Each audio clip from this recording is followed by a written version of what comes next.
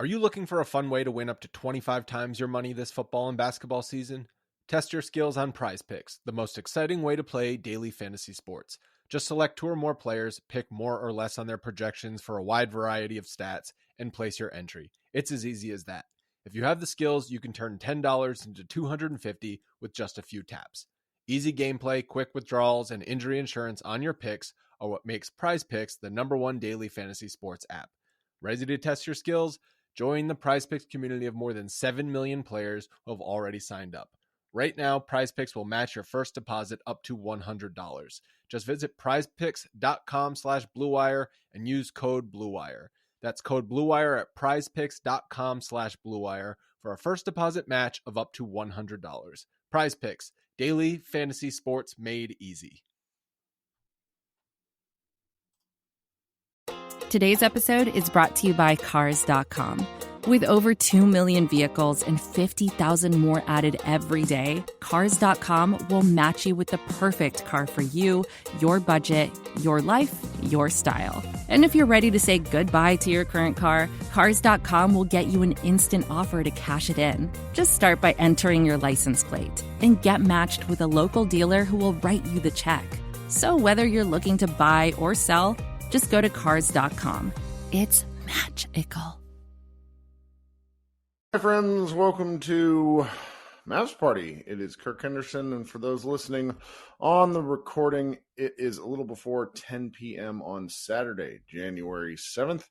I'm recording right after the game because I didn't really want to record with Josh since we're going to record tomorrow night after the Mavericks hopefully beat the Oklahoma City Thunder. The Dallas Mavericks defeated the New Orleans Pelicans 127-117. And what was a game that was a little weird? Obviously, the Mavericks winning is good. They held a consistent 20-point lead, basically 15 to 20-point lead from the first quarter on. And yet, somehow, if you look at the quarter-by-quarter breakdown, they won the first quarter 34-15, then lost the next 3 quarters, which the math of that doesn't entirely make sense. It's really weird. They lost by 2 in the second, by 1 in the third, and by 6 in the fourth. It was really, really peculiar. Kind of a thorough Luka Doncic game, a little bit of everything. Got his 9th technical of the season. Had some pretty frustrating turnovers, but also probably one of the more disrespectful alley-oops I've ever seen in a game. We had a Jaden Hardy sighting in the second quarter. He got a lot of burn, 31. No, that's Tim Hardaway. He got a lot of minutes. He played, let's see here, 21 minutes, which is probably his season high. He's only played about 120-ish minutes on the year.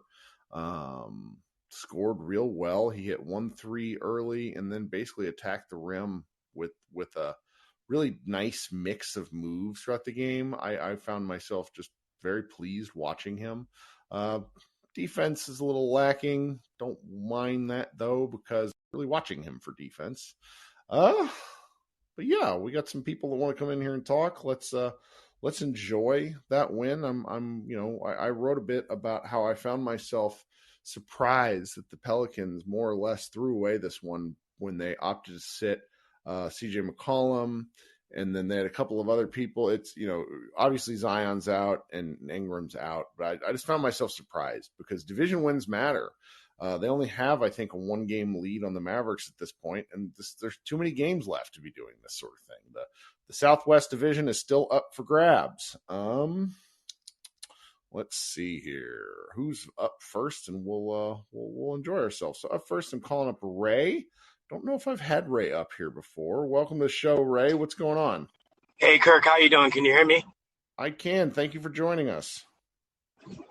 Yeah, so tonight was a great night, actually. My brother got us some tickets like 4 rows behind the Pelicans bench. So I got the opportunity to meet Swin Cash. Awesome. So meeting an NBA or a basketball Hall of Famer is always a cool opportunity. I went to the Celtics game on Thursday, and all I have to say is that Jaden Hardy needs to get some more playing time because the last couple of games, like that, just that burst of energy on the court, it makes so much of a difference. So, party, I'm all for it. One of my friends, Jazz, said she's looking forward to seeing Josh Green and Jaden Hardy play a little bit together, because these younger guys want to go, and I think pairing Luka with players that want to run will force Luka to move his ass a little bit more. I'm really looking forward to that effect. I will say, like, the thing that I enjoyed about Hardy tonight was the kind of consistency of attack. The shots went down, which is obviously important, but for a guy this young and with this, he played in the G League last year and frankly struggled. Skin on the broadcast talked about how people only looked at his numbers. Well, no, his game also, he struggled last year, and that's okay. But learning how to finish through contact is extraordinarily difficult.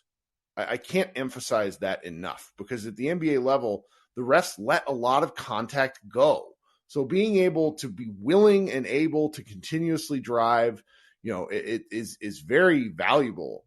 And I think for the Mavericks, having another player who can attack off the dribble is something that could pay off as the season goes along, because you don't see Reggie putting it on the floor too much. Josh Green obviously does. Dorian Finney-Smith does. He's a great straight line driver, but he's not exactly one to use like mixes of speed when attacking the rim. And that was one of the things I really liked about Hardy. He had a hesitation move that I wrote about and tweeted about that got past Herb Jones, that had the bench just like standing up. And that was fun. I'm not, going nuts. My friend Austin said that Hardy's the second coming of Roddy Beaubois, which made me like cackle, because it's just like, can everybody relax? But whatever, it's supposed to be fun, and if you had fun, I'm glad you did. All right, coming up next is my man Mr. Douglas. How are you doing this evening? Hey, what's up? Welcome back. Yes, man. Good Hardy party. Happy for the kid. It was good. It was good to see him in the post-game interview. You could tell that, that he's excited. And what did he do? I didn't see it. Tell me about it. Because like when I had to write tonight, so I basically turned off the game immediately. Because if I get that stuff, then I don't get my content up for like half an hour. No, Skinway was just talking to him about his opportunity. He just saying, stay ready. Giving credit to Spencer and Luke and them guys. But you can just tell by the interview. Like sometimes we forget that these guys are young. He's only 20 years old. You could tell that. He was still like nervous during the interview, like, because these moments he hasn't really had these moments in his life so far. So, you can tell that he was nervous, but I was happy for him, man. I'm happy for, the energy he brings, the excitement he brings to the court. So that was good to see tonight. I loved every minute of his minutes. Yeah. I hope he gets more minutes. And I found it odd at first. Didn't he play with Frank in the first half? No. So the funny thing is, how Jake was like, oh, he's going to be like the first one off the bench. He was like the 11th guy off the bench. Still, right. I saw that one. Also, as like all the mass media people was like, re-quoting all his comments on Twitter. And I'm like, yeah, he's going to get minutes. He's going to get the minutes with the first group, and he's the 11th guy off the bench. I'm like, come on, JK. Like, what more you need from Frank? We've seen it already from Frank. We've seen it from Bullock already. Like, get the kid in there. Let him do his thing. Yeah. And the combination with him and Green being so electric and like kind of like go after it, attack the rim, attack the basket, the energy, that's going to be good if they get, some significant minutes with the starters. So, well, the free throw thing is one of the things that's really helping Dallas as these games wear on. I mean, the Mavericks shot 38 free throws tonight. 38. Now, Luka's obviously the pace setter for that because he's getting into the paint and drawing fouls, but then Wood is feasting a little bit. Dinwiddie's feasting a little bit. And if the Mavericks are going to struggle, like they obviously didn't struggle from three tonight, hit 13 of 29, but getting to the line, it pays off for everybody at a certain point. It's nice. Yeah, and it's like, you see how Luka just start off the game kind of slow, and then he finished. You're like, wow, this is so easy for Luka. It's kind of like, he takes the first few minutes, he decides, like, am I going to be that guy to attack? Am I going to defer? See what the defense is doing, and then he just picked them apart for the rest of the game. But the last thing I want to say is a Christian Wood, right? Sure. He's balling out. Like, I don't know exactly what we're going to do. If we're going to re-sign him, trade him, whatever the case may be. But I look at it as if he decides to go the free agent route and go to another team and he gets paid by another team, he's going to get paid. But the quality of looks that he's getting playing with Luka, the wide open shots, the efficiency, the high percentage look, it's not going to be that easy for him. for whatever team he goes to. So it's like you got to take that into consideration too. With the team you're gonna go to, and the money you're gonna be getting paid. Like, are you gonna be having fun? Are you gonna be wide open? Are you gonna get alley oops that that you scored 28 points in 23 minutes with that foul trouble? That just says a lot about how you're being set up and the quality of looks you're getting playing. Sure. You know what I'm saying? And other teams recognize that. Like Luka's Exactly. scoring is aided in no small part because Christian Wood exists. We have to acknowledge that. But Wood is also getting unbelievable looks because of Luka, and other teams know this. It's not like this is happening in a vacuum. That's why we were all crowing for these two to play together, because it just made a lot of offensive sense. And so it's like peanut butter and jelly work together, and I don't, as they called it, vanilla and chocolate fudge, but that's why I found sort of like the contract discussion so interesting, because it's like, who's going to give him the max to go play with not Luka? I'm just not worried about that at this point. I also think like it's not in his best interest to go sign a contract right now with the Mavericks an extension. Like, go see, test the market.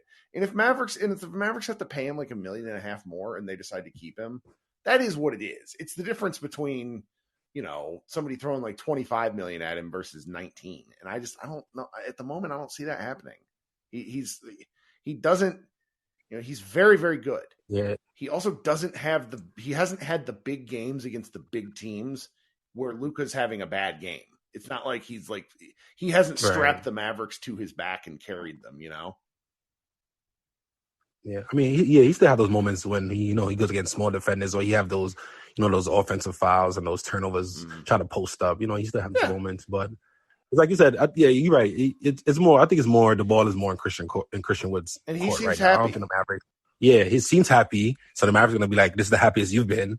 This is the best player you've played with. Right. Look at the quality looks together. Look at your efficiency. Look at your score. And like, why would you want to leave this to go somewhere else where you have to deal with a Rocket situation again, or deal with right? Like, so it's mostly in the Mavericks table right now. So it's kind of like all they got to do is make the offer if they want to extend them. Whatever he decides to do, that's on him. But he seems happy, and it seems like he's happy. Hardy is happy, and just keep going. Just give the kids minutes, let them run, and let them do their thing, man. You know what I'm saying? So, yep. Thank you, man. It was a good game. All right. Talk soon. Have a good one. Yeah. Bye. All right. See some interesting chatter in the chat that I want to at least acknowledge, because so Monday is a month out from the trade deadline. So we're going to see a lot of stuff soon. The Mavericks, that's one of the parts that I actually like about this new front office. The Mavericks are now included in like every trade option, whereas in years past with Donnie, the Mavericks were just never included in any chatter. Like, that's no fun. We all want to be able to talk about stuff. And now the Mavericks have been like looped in. Eric Pincus of Bleacher Report said the Mavericks would, in order to get Bojan Bogdanovic, they would have to give, probably send away a bad contract and a first round pick. So a bad contract meaning like Davis Bertans, and a first round pick. And the earliest one they can trade is a 2027. I don't think they do that. Bojan Bogdanovic is 33 years old. Does he add to your defense at all? No.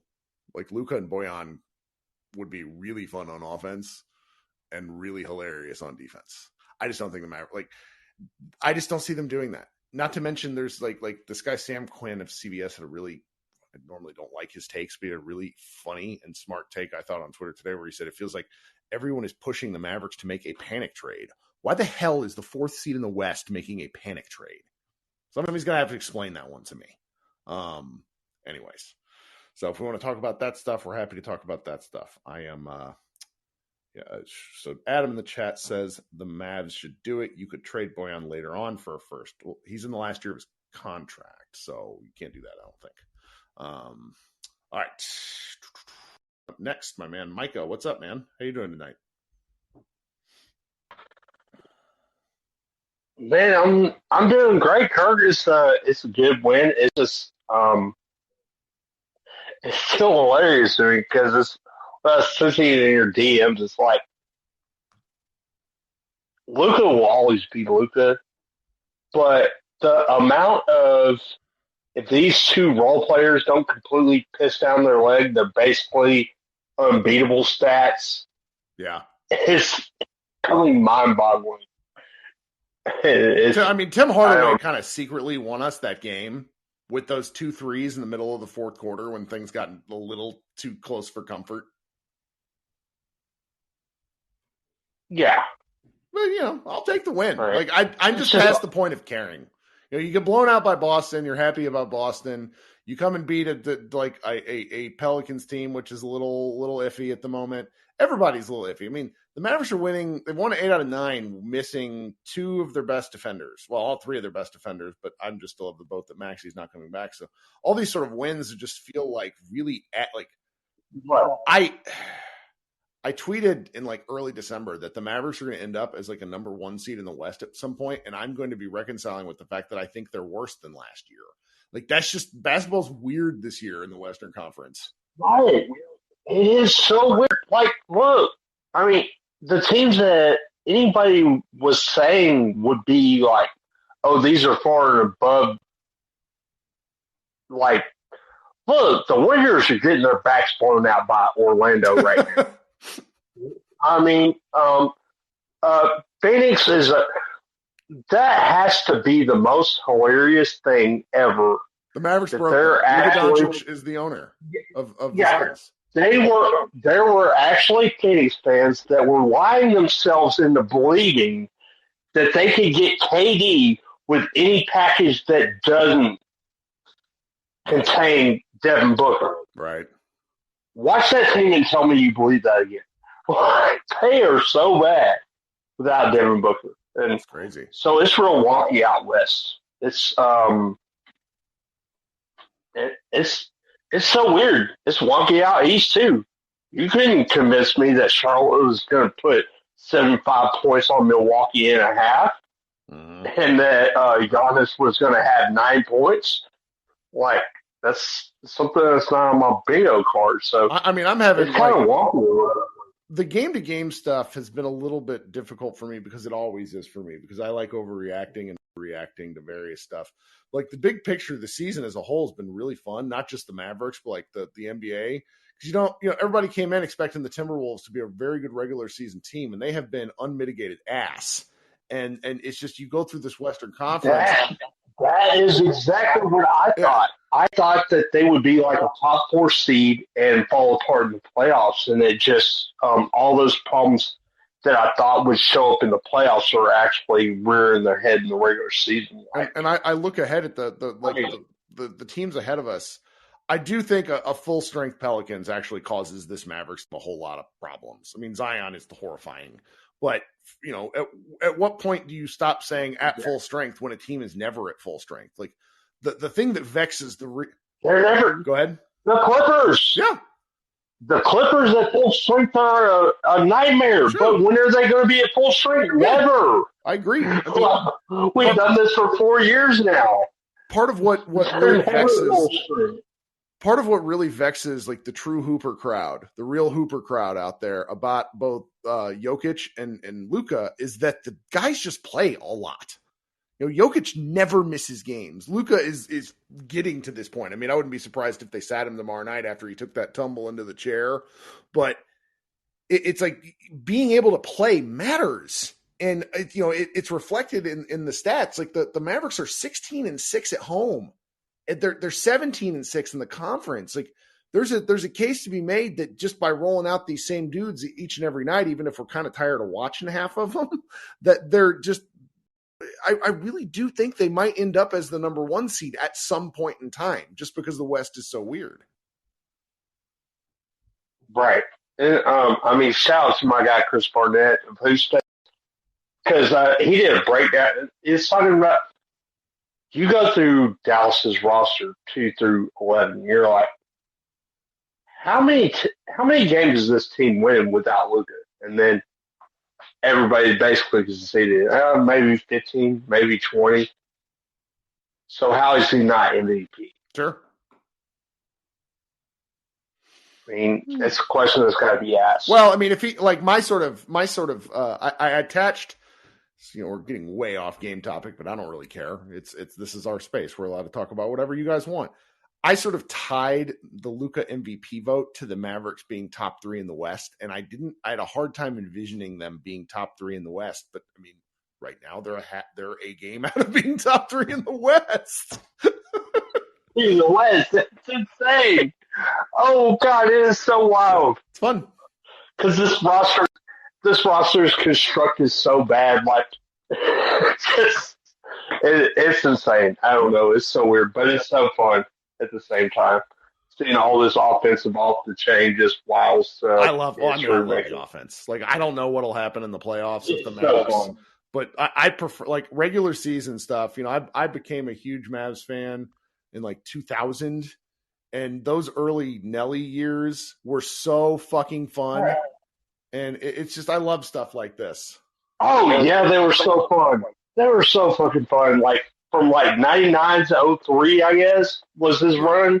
Yeah, and it's just like people are trying to figure out what the whole offensive explosion is, and it's just like it's easy. Like there's never been spacing like this before.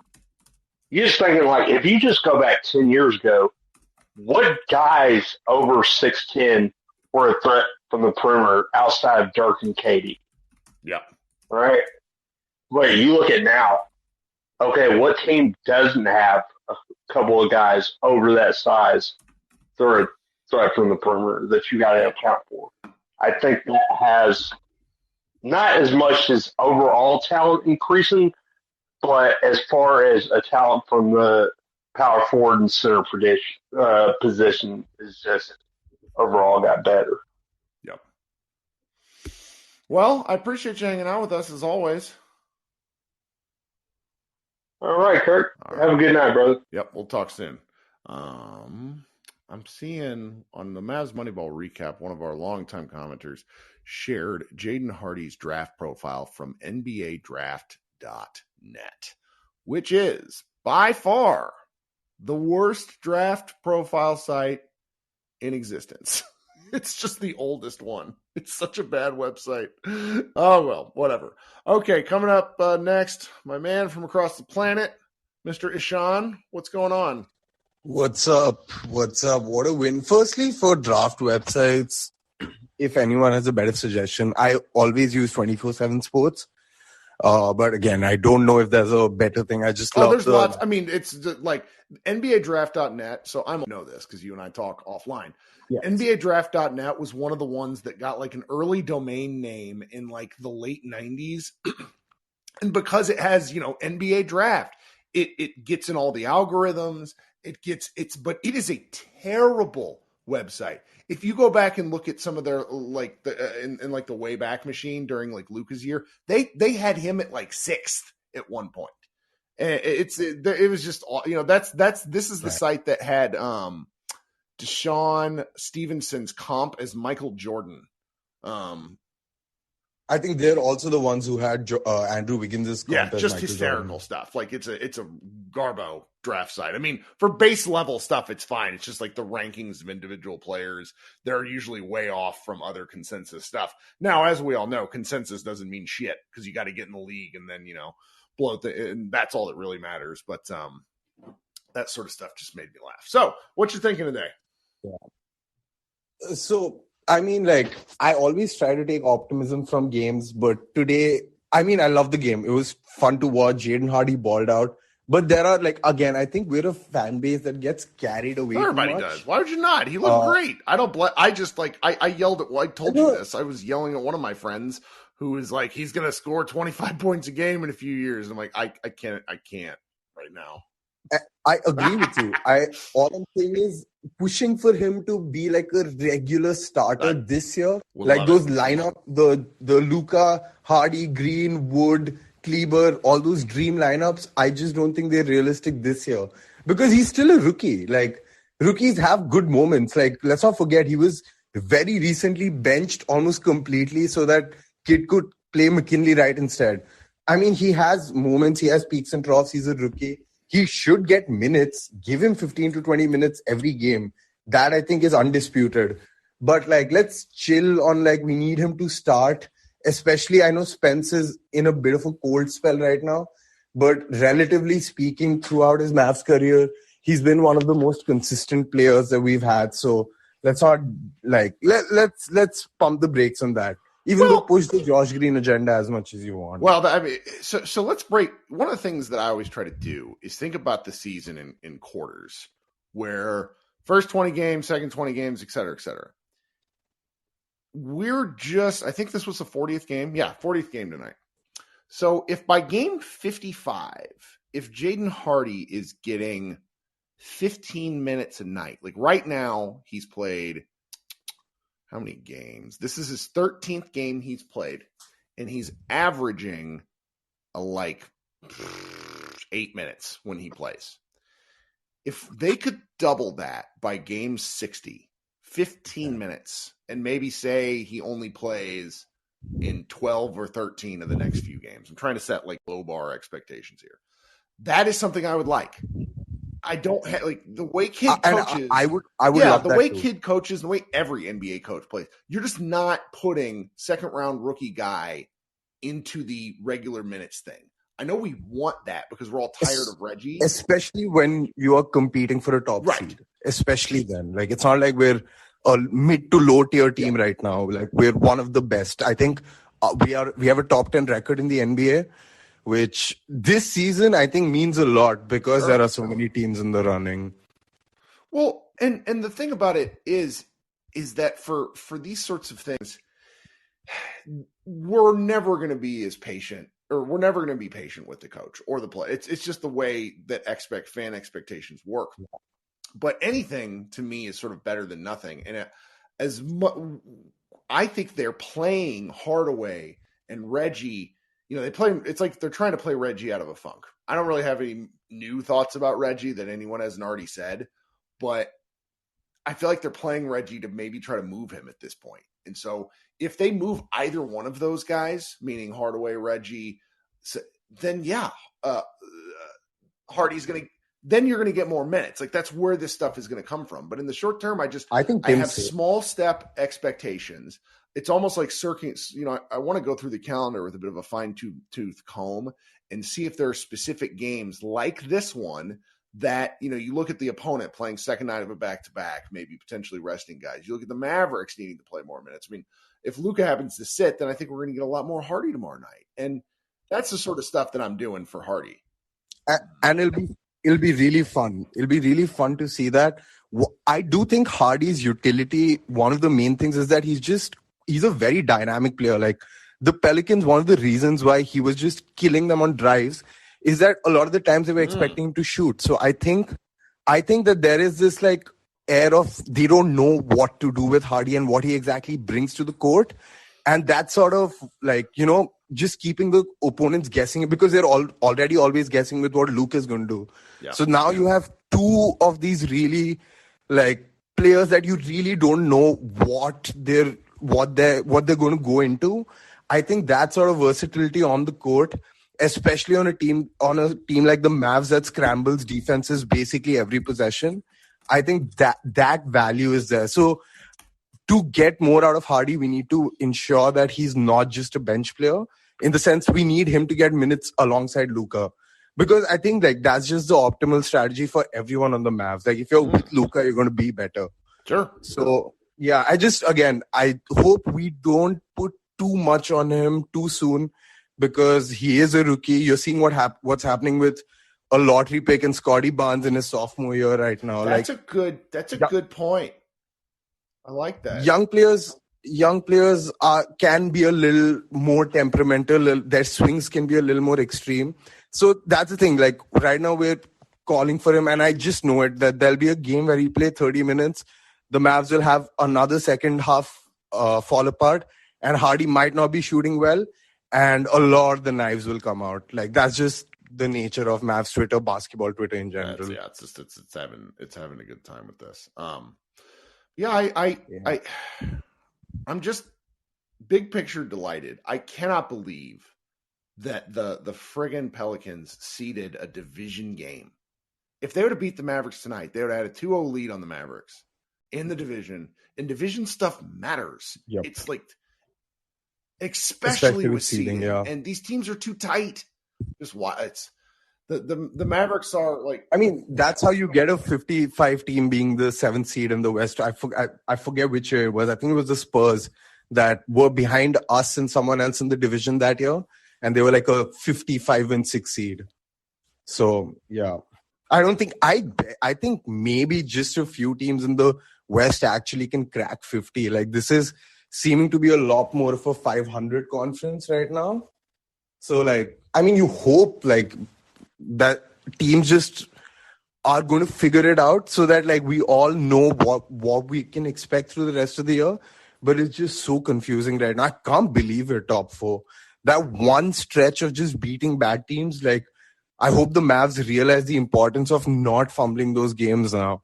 Yeah, because well, I think Luka in particular, it was that run, I think, was motivated by Luka realizing that, like, I keep blowing these games, and this time we don't even have most of the team with us. Mm-hmm. So if you blow them, like, you're digging yourself into a hole that you only have to climb out of because most of your team's injured. So he made the most of those 7 games. Good win today. Tomorrow's going to be tricky. OKC is never easy to play. They didn't have a back-to-back, and they just, like, they're on a great run right now. I think they lost their last game, but otherwise they've been really solid. And we already lost to them. We blew a lead to them. Yeah.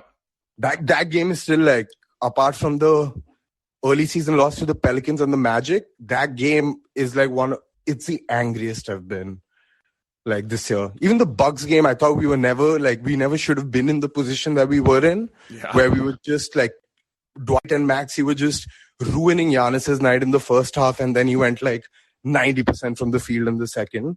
But that OKC 16 points just gone in the matter of 3.5 minutes. Jeez, that was an ugly loss. That was. Well, thank you for hopping on today. Thank you for having me. We'll talk soon. This is advertiser content brought to you by Frito-Lay. Hello, I'm Chip Murphy, here to get you ready for the big tournament. Tonight we break down who will be cutting. Cut! What are you two doing? Sorry, Chip. Prez here got his feathers ruffled when I told him Ruffles has 0 chance of winning the title. And I was letting Dip know that she is not taking into account Ruffles' iconic ridges. Guys, it's March. We have to start talking about the tournament. We are.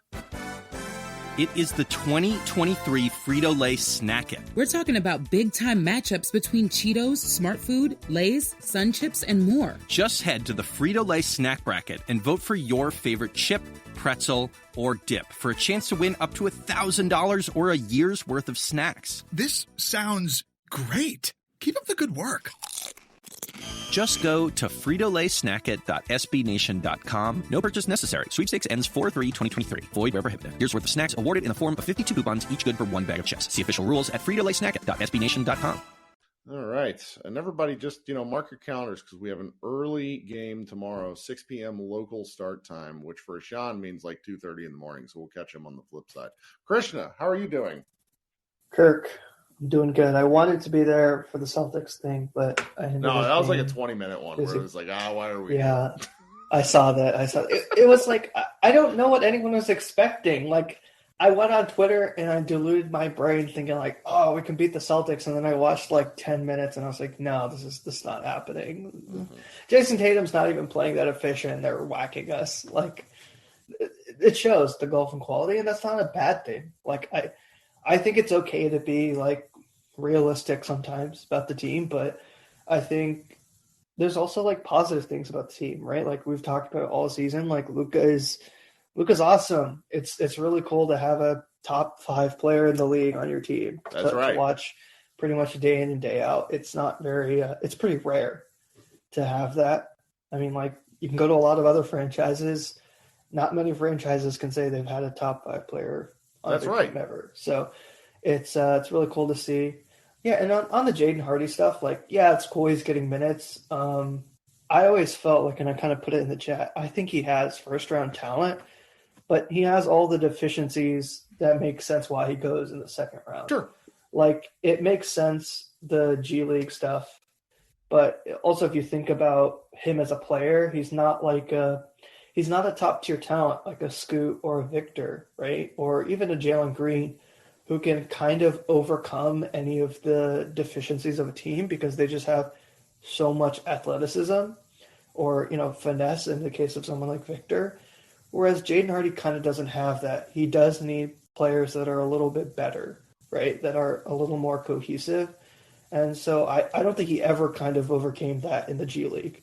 Because if you look at the players around him, there weren't really any threats to shoot. And, while we complained about this Mavericks team, there's a little bit more threat to shoot on this Mavericks team than I would hope the G League Ignite team, which helps him. And I'm not saying like he needs to get 20, 25 minutes. I'm saying like when you're in an instance where you have an opportunity to play him over someone like Frank for a little bit. Play him over someone like McKinley Wright because you want to develop him. Like you don't always want to put him to the fire. Like I'm not saying like put him in a Denver Nuggets game where you're like you're up by 5. Like of course that's like a ridiculous situation, but when you're playing a shorthanded team and you have that opportunity, you see what he does because he has talent. Like I don't think anyone's going to sit here and say he doesn't have talent. Well, Kid apparently in the postgame just now said, and I'm reading from the homie Grant F. Seth's Twitter of DallasBasketball.com. Kid said something he said, you look at the carryover from the Celtics game. What he did tonight was really, really good. We've got to keep stacking that positivity and keep him on the floor, give him more minutes, hopefully tomorrow. There is consideration in who they're playing him with. So it's like sometimes I feel like what Kid does is put him in these situations that are a little bit difficult. It's like Yeah, I mean, like you saw it so much earlier in the season, right? Like the Chicago game, he's playing with like JaVale and like who else, God knows what. And I was like, Hardy is a good player, but he's just not good enough to overcome the circumstances around him. Mm-hmm. That's what I felt like was one of the issues with him on the G League. Was he's a good player, but he's not a good enough player to overcome the circumstances around him, right? Like if you look at the reason he was so dominant in high school is, high school is a different level and he had a lot more athleticism than guys in high school. But you step up to the G League, like, yeah, we can talk about the G League is not like super competitive, but it's still adults. Like it's still guys who are grown men who have played basketball longer, who are far more experienced. And so when you take up that bump in athleticism and a team that's not really built around him, like his high school team is built around him to fit him and make him play to the best of his ability. The physical differences in high school usually make like a massive difference. I've been going exactly where I live here out in Garland. I live near Richardson and Lake Highlands are two of the best teams in the state. And watching 6A level high school basketball is one thing. And then I went up the road a couple days ago, or no, it was last night to go watch my high school team, which is also 6A play. It was like Capel versus Hebron.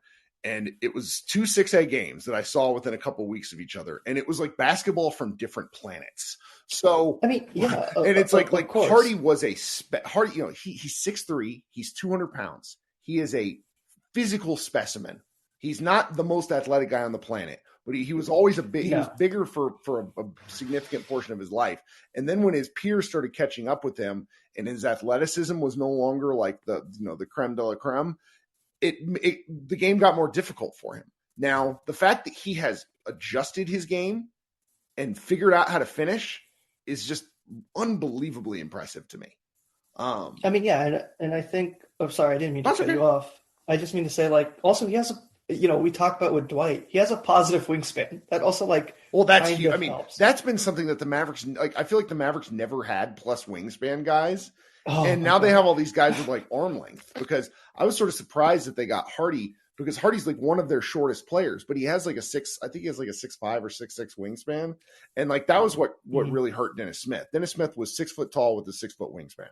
Like that stuff just adds up over the life of your career. Like what Donovan Mitchell is a 6'2" guy with a 6'9" or 6'10" wingspan.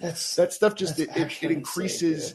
It increases elements of your game, defense. It makes up for athleticism in certain areas. It's just very important. Like being we're gonna watch like the I babble about the Thompson twins a lot because I follow like high school recruiting and stuff just because of some of my friends that I cover basketball with, and like those guys are like unbelievable, terrifying athletes. But most of the guys, it's like the gaps in athleticism in the NBA can really be all over the place, and the Mavericks just have never had. We just haven't had a lot of athletes on the team ever. And a guy like Yeah, Hardy, who is not a super impressive athlete, still looks really good compared to some of the guys that we have. And I mean, like, he has, Frank has a positive wingspan, but the thing that Hardy that Frank doesn't have is just simply a better acumen for Oh my God, offensive basketball. Frank looks like he's still learning to play basketball, and Hardy he's got that innate. Maybe he is. I make fun of Hooper shit all the time, but like Hardy is a basketball player. He knows how to play basketball. He's going to learn the finer points, hopefully over time. But his confidence is what makes the difference between like his game right now versus Josh Green as a rookie. For sure, and I think.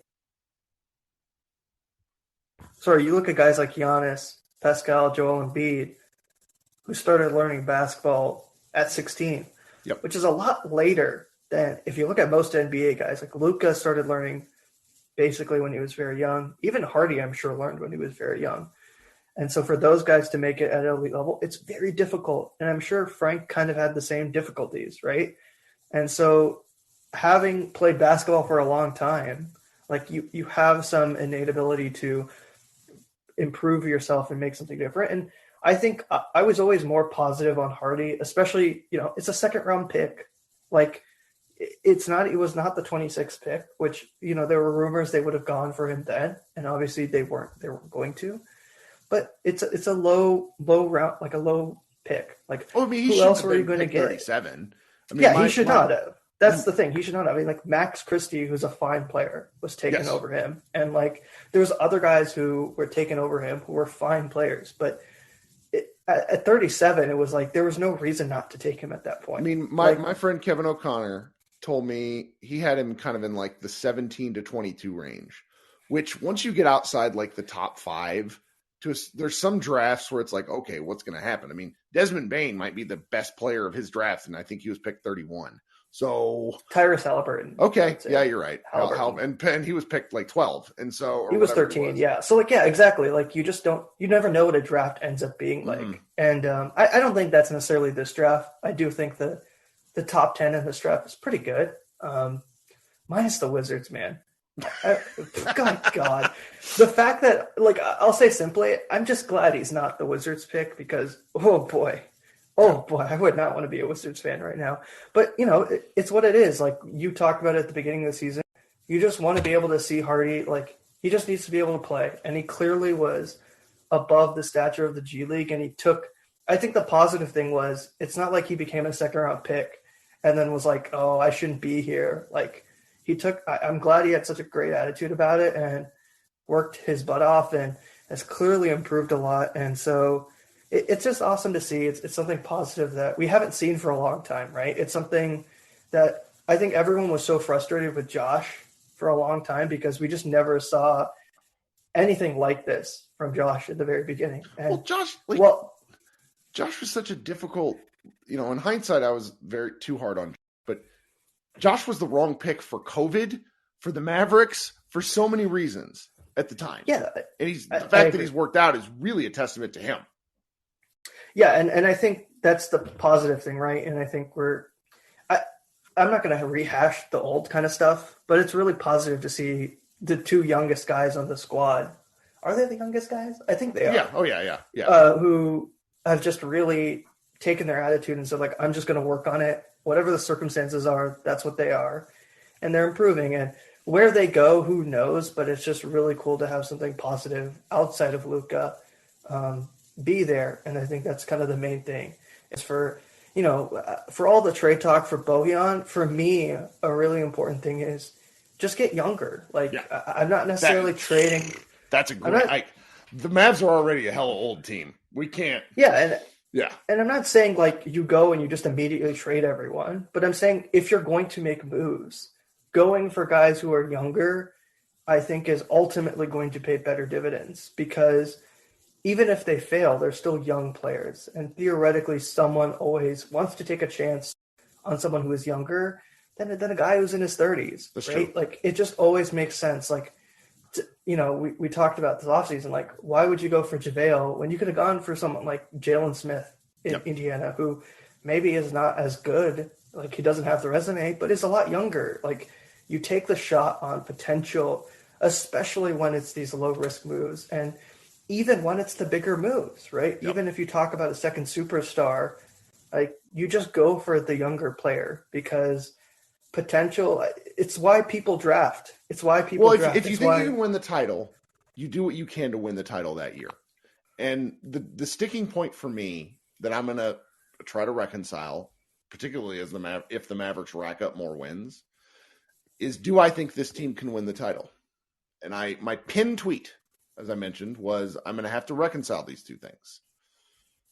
Because I love them being where they are. I also think they can be higher. I also don't think they can win the title. Yeah, I don't agree. think that's crazy either. No, I don't think you're crazy either. I came into this season worried. So if you can't win the title, what are you trading anything for? Exactly. You know, and I think we've kind of mentioned the whole time. This is an eat your medicine type of year. But they're fourth in the West. So how much? But that's what I'm saying. Medicine apparently hasn't been that bad. Yeah, if eating your medicine is top 4 in the West, like that's not a bad season. Yeah. Like why would you go out and trade? Look at this. Look, compare situations. If you were in the Lakers spot, why would you trade a first round pick? The Lakers are not even in the play-in. Yep. And they haven't traded a first round pick. Now, their draft situation is much worse, where they're probably going to give up Victor Wembanyama to the Pelicans, which that's a whole nother situation. But it doesn't make sense to do something like that. And I would hope that the front office is smart enough now. Who knows? We'll see. But I'm just glad that there is some positive youth around this team, and not just Luka is like the only thing right now. And it's not to say that everything has to be dumped on those young guys, but it's just that you can see where these young guys actually fit also, right? Like it's not just youth, but Luka, since he's not, the most traditionally athletic, I like to say, it's really good to have these guys who are just more traditionally athletic than Luka, because those are the players that I think ultimately would fit a lot better. Yeah. I don't really have much to say. I want other people to come on, but you didn't have much to say. You've been up here for 15 minutes. You're hilarious. I mean, I don't want to say much more. Is what I should say. Is what I should say. Krishna, I would have kicked you if I didn't like the conversation. You'd be good. Thank you. You have a good night, Kurt. Yep, you too. One of the things that I think that my positions throughout the year had been like, if Hardy was playing a lot, then things had gone bad for the Mavericks. I do think I have some writing somewhere where it's just like, if they increase his minutes and the Mavericks are winning along the way, that's a great thing. I just did not see a universe where that would have happened. So this is nice. It's really nice. And not to sound like Nico Harrison, but getting back Dorian Finney-Smith and Josh Green soon is going to be like getting a pair of free agents. Coming up next, let's go with my man, Mr. Pearson. How are you doing this evening? Always happy when the Mavs win, Kirk. How are you? That's right. That's exactly right. Yeah, I was looking at the Western Conference standings, and right now, I mean, if the playoffs would have happened right now, I think Dallas would have I would make a strong argument for Dallas to make the finals, NBA finals, because the Nuggets would have to play the Trailblazers, and the Grizzlies would have to play the Clippers, and then the Pelicans would have to play the Warriors. And I think 2 of those bottom 3 seeds teams will end up winning, and the Mavericks would play the Kings. So if Dallas could kind of hold position if everything stays the same right now, which I think a lot of those teams – yeah. Season's too long. It is.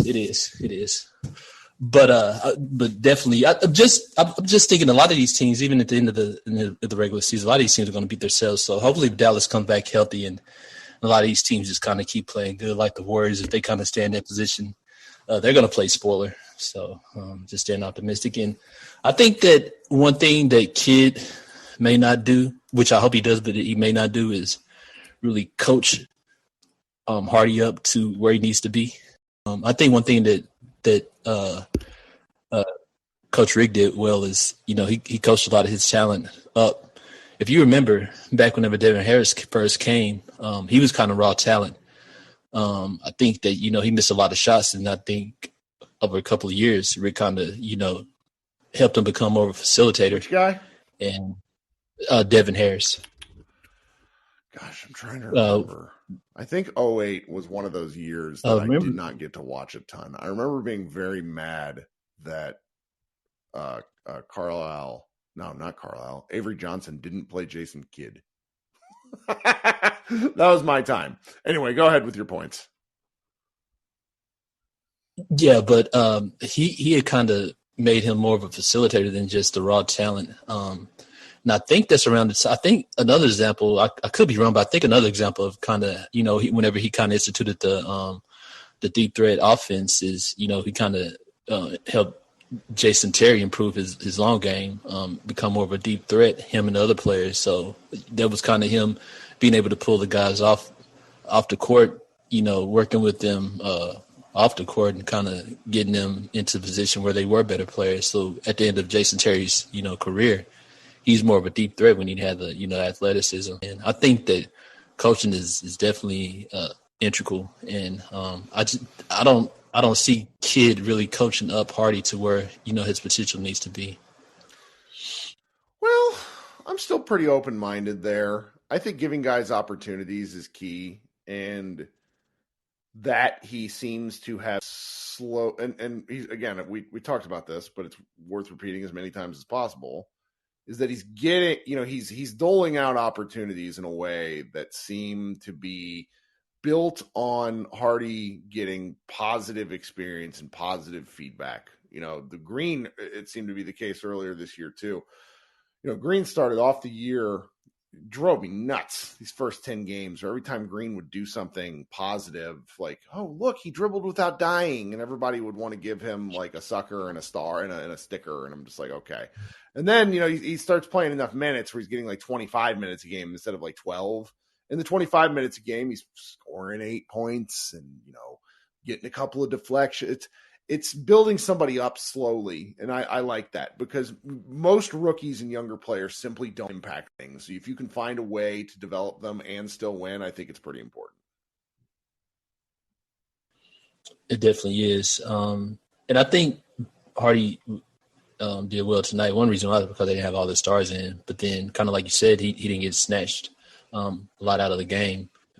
Definitely confidence in. I would like to see him play more of the. Well, it's hard to say the teams that don't do well, because Dallas gets smashed all the time. My teams don't do well, but not really just garbage minutes, but kind of like games like this where you have a game that really means something, but then there's not as many starters on the court, because the game probably wouldn't be as big as it would be with with Zion and other guys on the court. Kind of helping him build up around talent that's kind of closer to what he is as compared to, more of the superstars, to where he could get a feel of the game playing against people that's kind of equal to him. Yep. Well, thanks so much for joining us as always. All right. Thanks, Kirk. Maybe tomorrow night, because we play the Thunder. All right, Harrison, welcome back. Welcome to the show. What's going on tonight? Give Harrison a second to find that unmute. How are you doing? Hey, can you hear me? Can. Okay, awesome, man. Thanks, man. Well, so I spend way too much time thinking and caring about the Mavericks, as I'm sure you do. And so about 90% of my time is spent cursing Jason Kidd. I don't know if that's your experience, and there's a couple things that to me drive me wild. And I was just kind of curious of your thought process on this. The first one is the NBA is so different than the NFL, for example, because you have so fewer players on the court at a time, right? So you think about how greatest coach of all time, NFL, you look at Belichick, he brings players into a system and he forces them to play his system. And if you don't do it, you're gone. Yep. And that works because there's 12 players, or there's 11 players on his side of the field, right? And so there's a very specific system. And I find it fascinating. Kidd approaches the NBA in the same way, in the sense of, hey, Wood, you don't get starting minutes unless you know how to defend, which would make sense if he wasn't the second best player on our team who needed to be playing minutes. And so I'm going to bring it back to Hardy in the same boat. Someone mentioned earlier about how McKinley Wright, he got benched for McKinley Wright. First of all, the fact that Kidd thinks McKinley Wright's a good defender blows my mind. Because watching McKinley Wright, he's pesky. But if you actually watch, the Lakers game was the best example. 3 or 4 times, he just falls asleep and dudes get backdoor cuts on him. And he gets bullied in the post. He's not actually a good defender. He's 5'11".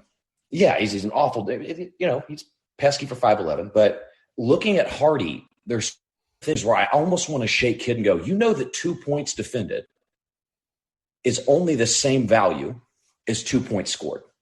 And so when you look at Reggie Bullock, when he's in these moments where he can't do anything, and this is why I think so many Mavs fans get so frustrated with Kidd, is this mindset of we're a defensive team. And so we want defenders on the court. Compared to this mindset of, hey, Reggie Bullock is a negative on the court currently. And Hardy, realistically, can't defend very well. But the fact that he may score 4 points over the next 10 minutes makes him better than Reggie Bullock. And he needs to be playing in those minutes. I'm not arguing for him starting. I just think it's fascinating to watch Kidd. And to me, it's he really is a football coach coaching basketball of this is the system I want to play. And the best coach, and my general rule of thumb with any coach in basketball is if you realize something significantly later than fans, you're doing a bad job. And so if you're supposed to be a brilliant basketball mind, it shouldn't take you 4 games longer to realize JaVale McGee should never see a basketball court again. Well, I mean, he shouldn't have been. You should figure it out quicker. He shouldn't have been on the team. No, for sure. Isaiah Hartenstein is the guy they should have gone after. Well, he would have fit really well. Could have made a lot of passes. No, but I mean, just originally, I think if they would have approached him with the same offer as McGee right off the bat, I think there's a good chance they would have signed him. Just being aggressive, but and that could be wrong. But I just think it's fascinating watching Kidd and going, man, his focus on being defensive oriented takes all these guys that have a lot of promise and have a lot of ability, and it keeps them from getting on the court, which is wild to me. Well, we got one of our guys at Mavs Moneyball named Matthew Phillips has a theory that Kidd knows what his best and his most opportune lineups are, but plays things that he wants to tinker with for the first 20 to 25 games and knows he has a release valve to go to. Because he did it last year too. They would not start Brunson. Like, it was very clear within about 15 games that Brunson was the straw that stirred the drink while Chunky McBuckets and Luka Doncic just wasn't able to get his shit together, despite, he had good numbers, but inefficient numbers. And he did that. He did the same thing. And it's like, finally, when he goes to it, it's like, oh, okay, this is the work. And I hate it because I can't believe he would actually do it. But I also think there's a little bit of validity to it because over an 82 game season, I think you want to have something to build towards. And I do think we kind of underestimate, like, I don't particularly like Jason Kidd as a basketball coach. That's not news. But the record is what the record is, and I would credit more of that to Luka than to Kidd, but, that's – you still got to give him something here. And the notion that over an 82-game season that you got to build towards something, we're heading towards this season 1.5 of them building. And I just can't ignore that fact. Because you watch like the Celtics, who were hotter than fish grease for 20 games. And granted, they're still obviously outstanding. But then when they cooled off, it was a real bumpy middle. The Bucks are having a real bumpy middle. I think the Grizzlies are a team that's gonna have a bumpy go of things because they don't have a half court offense. Whereas the Mavericks are just built to they're like a rolling stone down a hill. They're gonna gather up that moss. And I'm not particularly positive. Y'all have heard me be a grumpy shit for years. And it's hard for me to ignore this stuff. Maybe if they get the crap kicked out of them 3 or 4 times in the next several weeks, I don't know. But right now I'm just in the point where I feel that despite all of my issues, things are working. And I can't ignore that. Well, and I think to your point, I think Kidd may be a really good macro coach and a really bad micro coach. Yeah. And there's so many times, and we've seen it over and over again in late game situations, or even the Knicks game the other day where Randall picks up his 4th foul in the 3rd quarter, and then suddenly you put Dwight Powell on the floor, someone that can't attack him. Yeah. And you're going, what are you doing? I think that's what's so frustrating is, to your point, it's hard to argue that the last half have been bad. Mm-hmm. He's done things that we've been furious at Carlisle for not doing for a long time, and he walks in and does those things. But at the same time, I think what's so hard is minute to minute going, I think today I maybe could have coached a better game than Kidd. And I think a lot of us feel that a lot of days. And today I felt literally at the end of the game going, dude, are you going to somehow lose us this game against the Pelicans because you waved the white flag 3 minutes earlier than they did? Yeah. Like, what are you doing? Like, leave 2 more guys in there. Which I wanted to get mad at that too. And then I'm looking at who's they have left to play. It's like they got to get Luka rest.